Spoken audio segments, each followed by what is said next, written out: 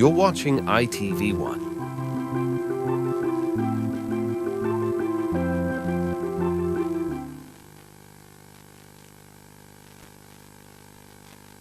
This is ITV1.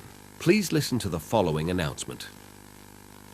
During an attempt to make a ceasefire with Russia to stop the invasion of Georgia, our main army commander, Liam Dale, was assassinated.